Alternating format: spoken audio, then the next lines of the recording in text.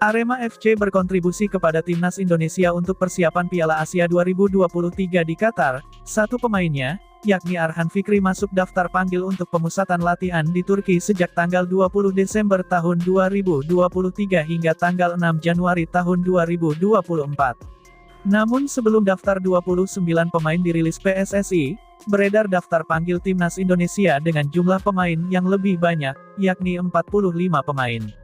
Dalam daftar itu, ada dua pemain Arema lain yang masuk, yakni M. Rafli dan Dedik Setiawan. Meski daftar itu hanya rumor belaka, namun informasi tersebut sudah terlanjur beredar luas. Untungnya, Dedik Setiawan tidak terkecoh dengan kabar pemanggilan tersebut.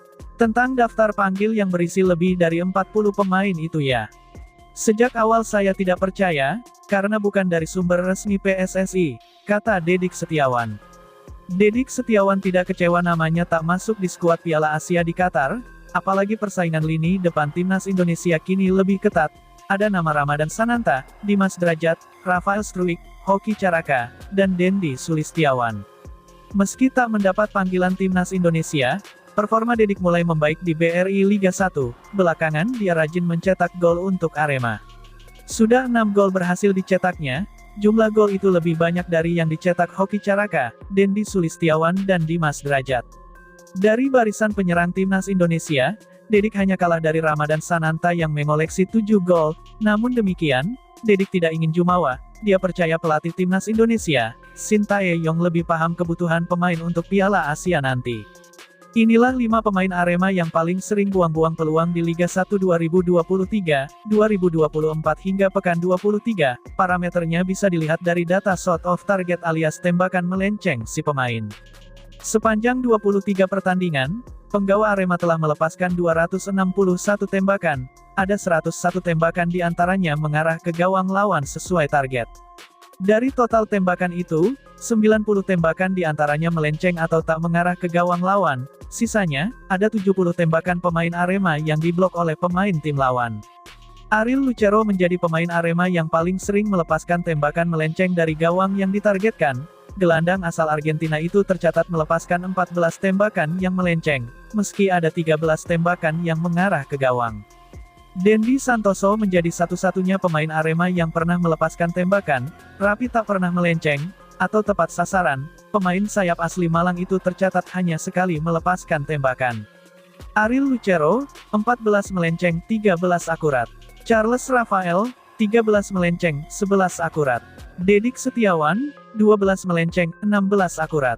Charles Lokolimoy, 11 melenceng, 10 akurat. Muhammad Rafli, 4 melenceng, 3 akurat. Sementara itu, pelatih Arema FC Fernando Valente masih dihadapkan dengan pekerjaan berat. Dalam misi menyelamatkan tim dari ancaman turun kasta, pelatih asal Portugal itu yakin bisa membawa Singo Edan mentas dari zona merah. Arema masih tampil inkonsisten hingga pekan ke-23, Bagas Adi dan kawan-kawan masih terjerembab di urutan ke-16 Liga 1 20.232.024, mereka mengoleksi 21 poin dari 23 pertandingan. Meski tengah berada di situasi yang sulit, Fernando Valente optimistis bisa membawa timnya segera bangkit. Dia mengungkapkan ide dan gagasan yang dibawanya ke Arema. Sejak saya pertama datang mencoba membangun ide baru bagaimana kita bermain, pekerjaan saya tentu saja dampaknya penyegaran tim, ungkap Fernando Valente seperti dilansir Liga Indonesia Baru, Jumat tanggal 22 Desember tahun 2023. Fernando Valente menilai, perombakan komposisi pemain yang dilakukan manajemen di jendela bursa transfer lalu juga mempengaruhi performa tim. Oleh karena itu, pemain baru masih membutuhkan waktu untuk beradaptasi dengan gaya permainannya. Seperti diketahui, Arema harus kehilangan Gustavo Almeida yang pindah ke Persija Jakarta. Sebagai gantinya, Arema merekrut Gilbert Alvarez dan mendatangkan gelandang baru, Julian Guevara. Keduanya masih membutuhkan waktu menunjukkan performa terbaiknya bersama tim. Di samping itu, Fernando Valente juga merasa timnya membutuhkan waktu untuk mencapai peak performance meski berpacu dengan waktu. Ada beberapa pemain keluar dan masuk, ini berarti kita membutuhkan waktu untuk menciptakan pergerakan secara kolektif, pungkasnya.